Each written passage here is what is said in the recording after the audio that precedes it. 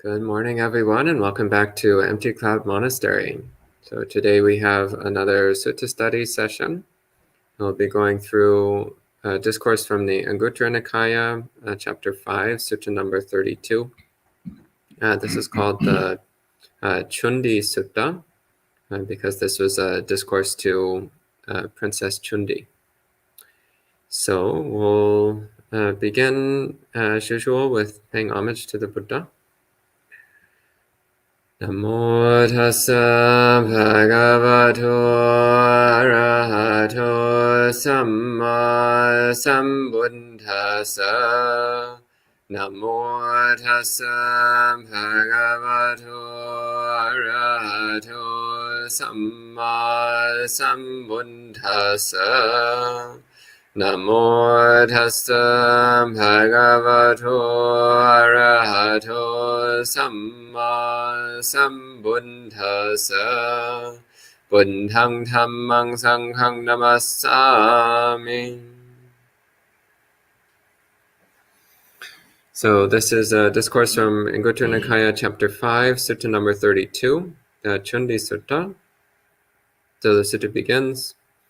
Ekang samayang bhagavad rajagaheva harati veluvane kalandika nivape. So on this occasion, the fortunate one, the Buddha, was living at Rajagaha in Bamboo Grove at the squirrel's feeding ground. So most of the Buddhist teachings that we have recorded were given in Savatthi. One of the next most common locations was Rajagaha. So another one of the major cities at that time in northern India. And it says, Atiko Cundi Rajakumari. So then Princess Cundi, Panchahi Rata Satehi Panchahi. So with a retinue of 500 chariots. So of course, being royalty, she doesn't do anything minimalist. So with a retinue of 500 chariots, Chakumari Satehi Parvutya, and surrounded by 100 young women. Again, she doesn't do things minimalist. Yena Bhagavatena Upasankame. So she approached the Buddha. Upasankameta Bhagavantang Abhivadetva Ekamantang Nisidi. And she paid respects to the Buddha and sat down to one side. So this indicates that she was already a Buddhist follower, by the way. So in the suttas, the way somebody approaches the Buddha already tells you what their relationship to Buddhism is. So when they bow to the Buddha and then sit to one side, that indicates they're already a committed practitioner of Buddhism. Ekamantang nasinako chundi rajakumari bhagavantang eteravocha. So when she was seated to one side, Princess Cundi said to the Buddha, she says, Amha kang Bhante bhata chundo nama rajakumaro so evamaha. She says, Bhante. So in the suttas, normally when someone's speaking to a male monk, a male Buddhist monk, they call him Bhante, which is why we still use the title Bhante to this day. It's the most ancient title for a Buddhist monk. So she says, Bhante, my brother, whose name is Prince Chunda, so apparently her parents were not very creative in naming. So the daughter they named Chundi and the son they named Chunda. So it's exactly the same name. It's kind of like naming your son George and your daughter Georgette.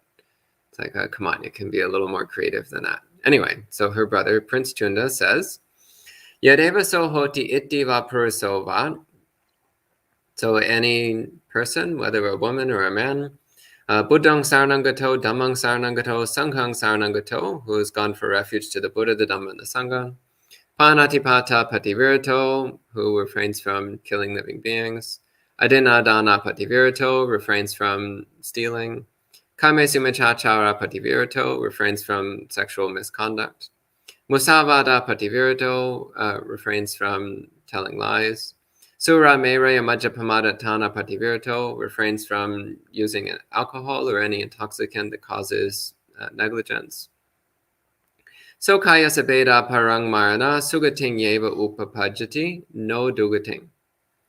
So he says, someone who has gone for refuge to Buddha, Dhamma, and Sangha and keeps the 5 precepts, Prince Chunda claims, such a person after death will reappear in a good destination. So sugati, which is related to the word sugata, by the way. The word sugati means a good destination, a good place to go, a good fate. And usually in the sutta, sugati is used almost synonymously with the word sagga, which means heaven. But sugati has a slightly broader sense in that it can also include a positive rebirth as a human, not necessarily only as a deva. So he says, sugating yeva upapajati no dugating. So they'll appear in a positive destination, have a positive rebirth, not a negative one, not a dugati, not a bad fate.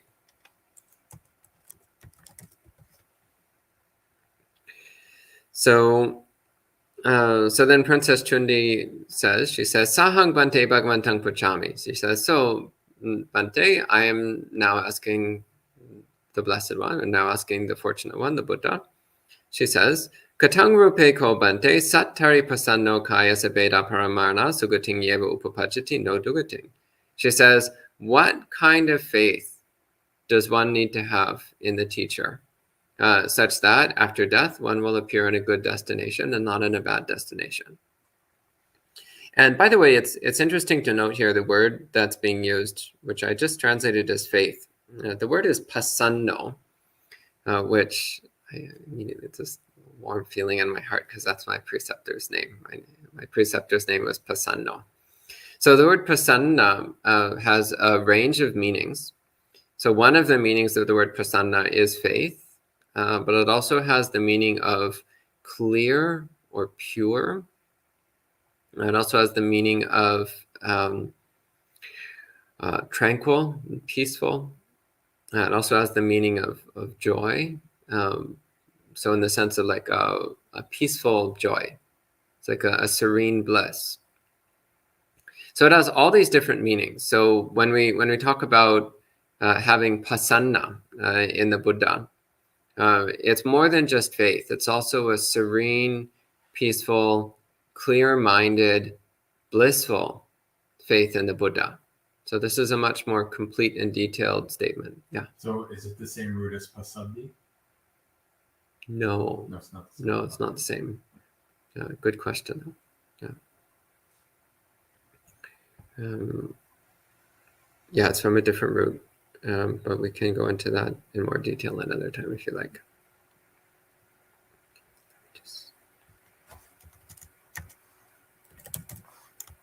Pasadi. Just checking the root on pasadi. Yeah, it's from a different root. So, and she continues, Katangrupe Dhamme Pasano. So, what kind of faith in the Dhamma? Katangrupe Sanghe Pasano. What kind of faith in the Sangha? Again, is it necessary to have a good rebirth and not a bad one? And she also asks, Katangrupe Susile Suparipurakari, Kaya Sabeda Paranmarna, Sugating Yeva Upapajati, no Dugating. And what kind of sila, what kind of virtue, or what kind of conduct does one need to perfect? Such that one has a good rebirth and not a bad one.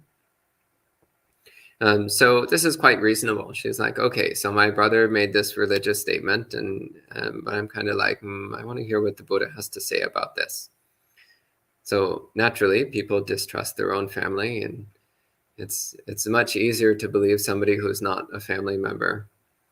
So especially anyone who's grown up with siblings is kind of like, yeah, my brother said it, but I don't know about that. I need to hear this from someone who's not my brother. And of course, she had the incredible good karma to be living in a time and place where there was a Samma Sambuddha within traveling distance. I also find this incredibly adorable, by the way, that she went with her like giant retinue of hundreds of friends and servants and hundreds of chariots just to go and ask the Buddha this question. So you also need to like conjure up the scenery in your mind. It's a really cute opening to the sutta. So, and the Buddha replies, he says, Yavata chundi satta apadava dviparava chatupadava bahupadava. So he says, Chundi, of all the living beings, whether they have no feet, whether they have 2 feet, whether they have 4 feet, or whether they have many feet, Rupinova, Arupinova, whether they have physical form or do not have physical form, so whether they're corporeal or incorporeal.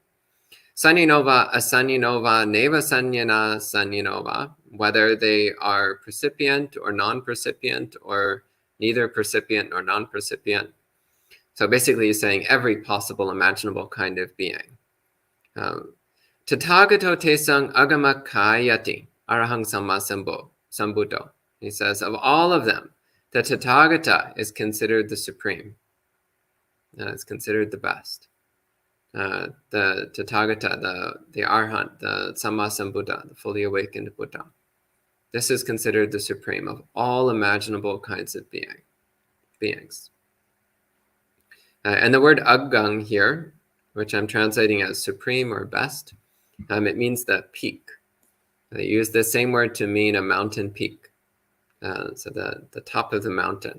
So that's the word that the Buddha is using here. He's saying that a Buddha is the absolute peak of all living beings. So if you made a giant mountain of all the living beings in imaginable existence, the absolute best, the peak, is a Tathagata, a Buddha.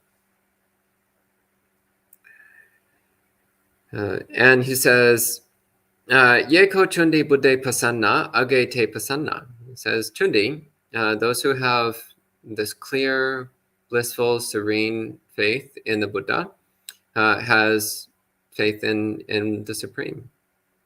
They have the supreme kind of faith.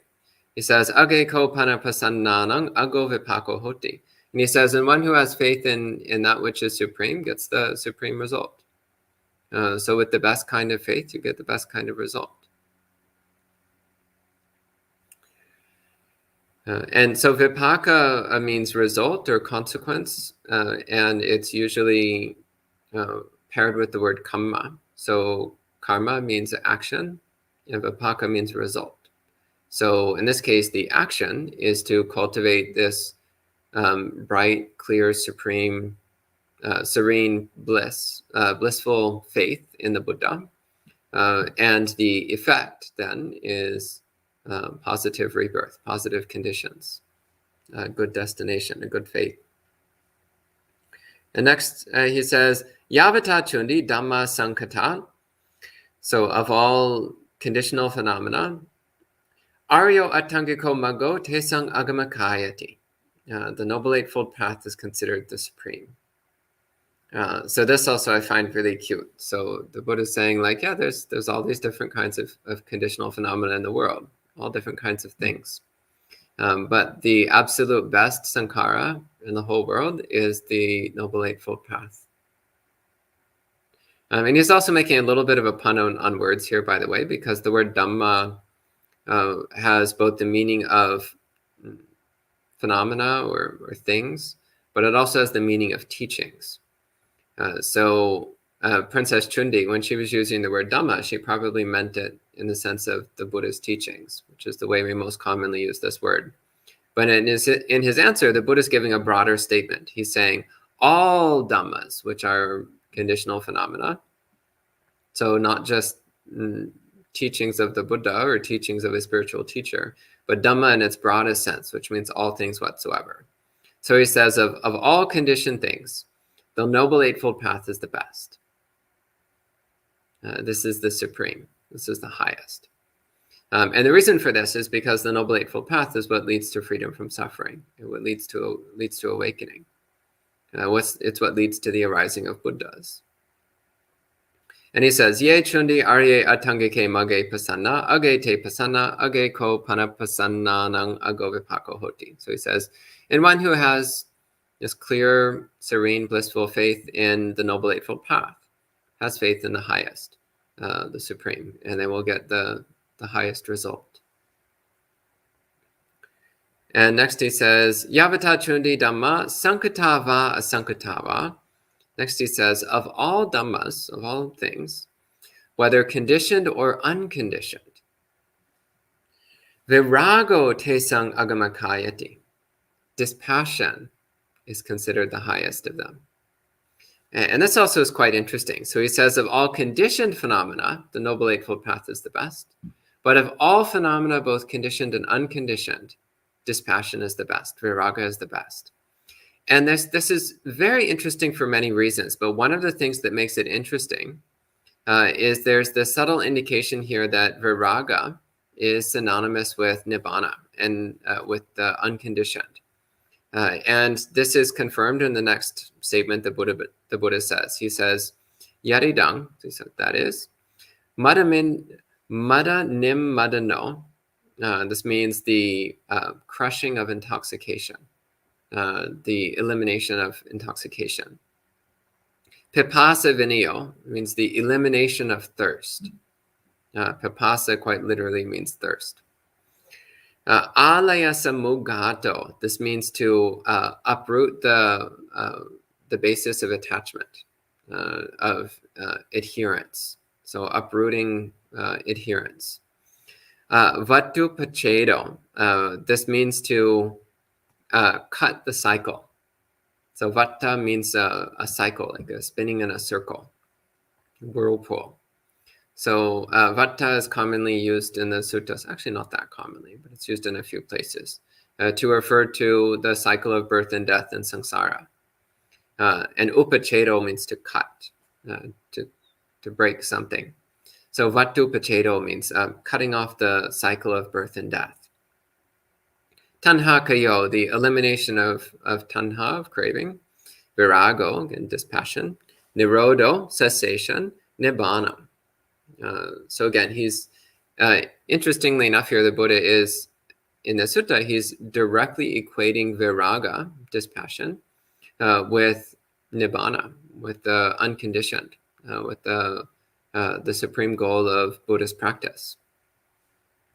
And he says, Ye ko chundi virage dame pasanna, age te pasanna, age ko pana pasanna nang ago vipako hoti. He says, so chunda, those who have this clear, serene, blissful faith in dispassion has faith in the highest. And having faith in the highest brings the highest result. So this also is very interesting because keep in mind he's also saying this to a wealthy young princess with her giant retinue. And he's talking about how the best thing to have faith in is dispassion, because dispassion liberates. As the Buddha says in many suttas, viraga vimucchati, dispassion liberates. And next he says, Yavata chundi sangava ganava. So he says, and chundi, as far as any community or group, Tathagata Savaka Sango Tesang Agamakayati. He says, the community of the disciples of the Buddha is considered the highest. Yaridang Chattari Pursayugani Atapari Sapurgala.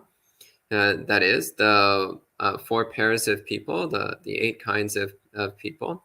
So here he's talking about the 4 pairs of noble beings, awakened beings, the stream enterer, once returner, non-returner, and arhat, which we divide into 4 sets of pairs.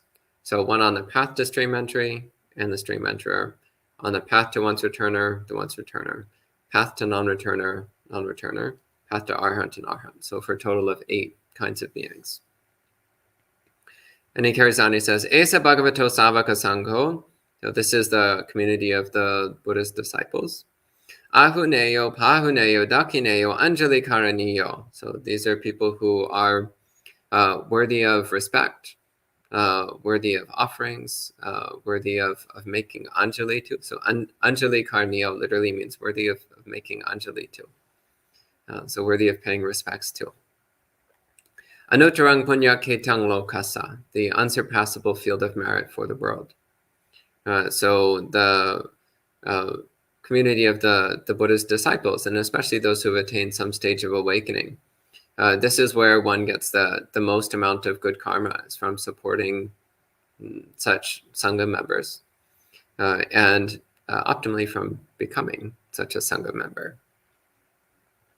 So he says, Ye ko chundi, sange pasana, age te pasana, age ko pana pasananang ago vipako hoti. He says, Chundi, one who has this serene, blissful faith in the Sangha, has faith in the highest, and will get the highest result. And then finally he says, Yabata chundi silani, says, and chundi, as far as sila goes, as far as behavior goes, as far as virtuous practices goes, arya kantani silani tesang agamakayati. So he says that virtue which is pleasing to noble beings, so pleasing to awakened ones, this is considered the highest. He says, Yaridang, akandani, achiddani, asabalani, akammasani, bhujasani, vinyupasattani, aparamatani, samadhi sangvatanikani. So he says that which is unbroken, undamaged, unstained, not distorted, that which is freeing, which is praised by wise people, which is not misgrasped, not misunderstood, not held in the wrong way, and which is conducive to samadhi. So samadhi sangvatanika means something which leads to samadhi, which is supportive to the development of concentration.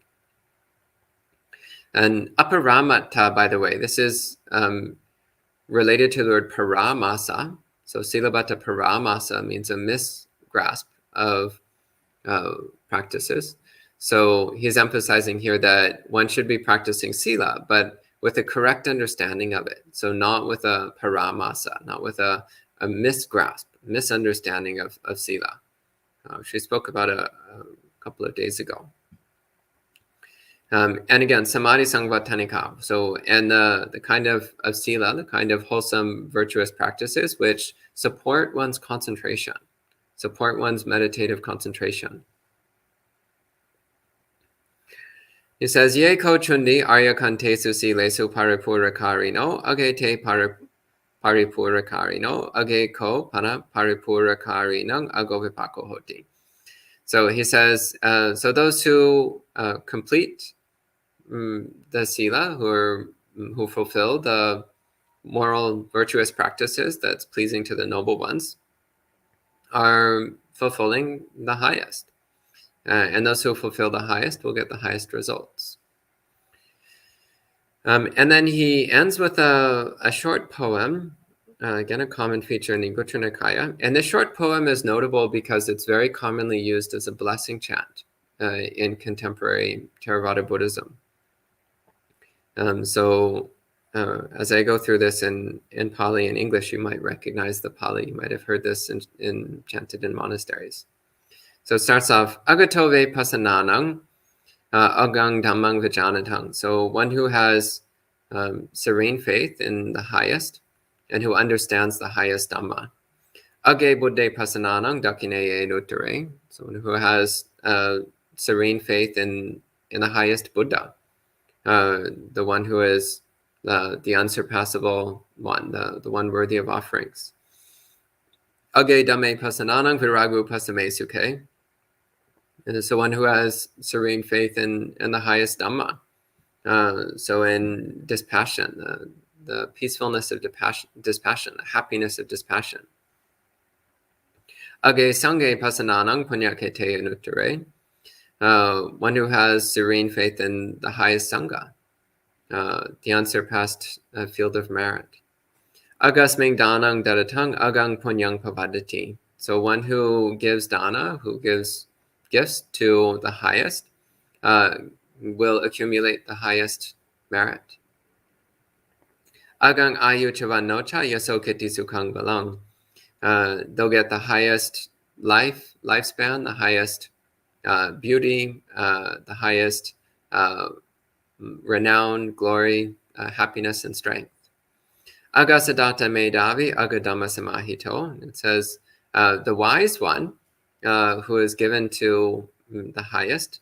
Agadhamma samahito means, and who's concentrated their mind on the highest Dhamma. So samahita is the past participle of the word samadhi.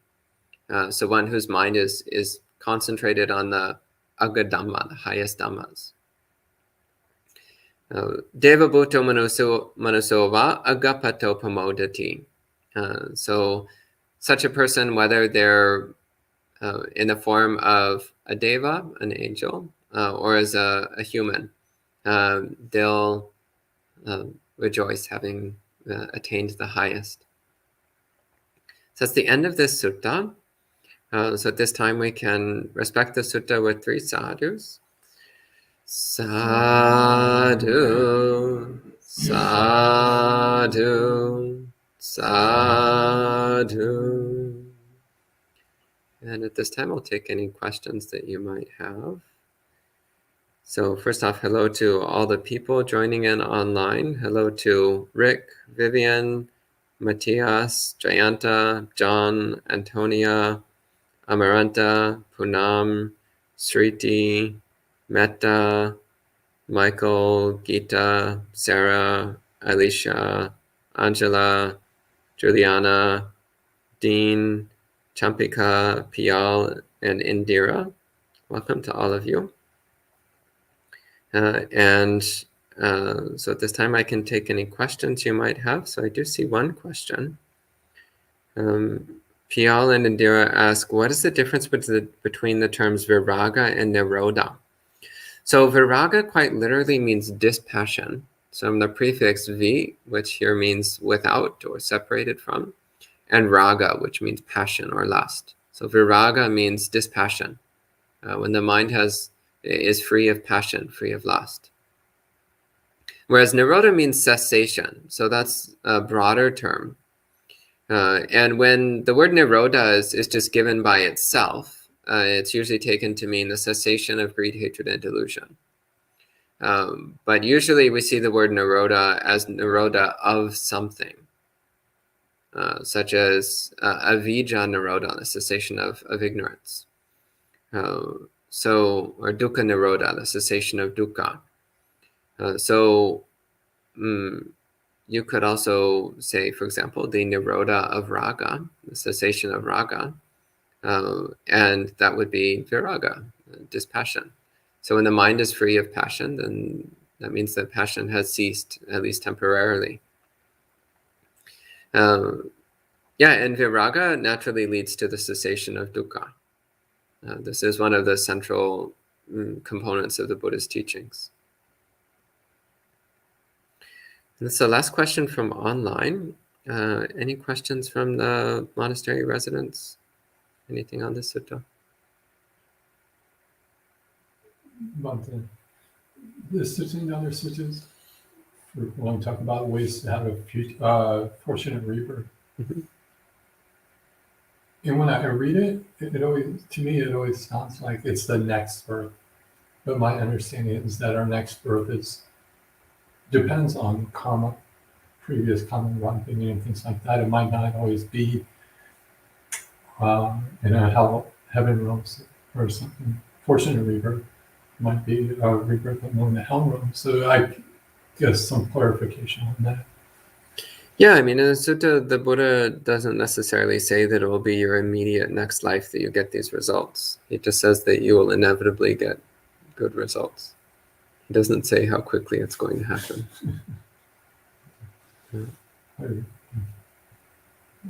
Yeah. If the person has dream entered, then he's going to the good rebirth. Yeah, that's correct. Yeah. Okay, good. Okay, we can end the session with 3 sadhus. Sadhu, sadhu, sadhu.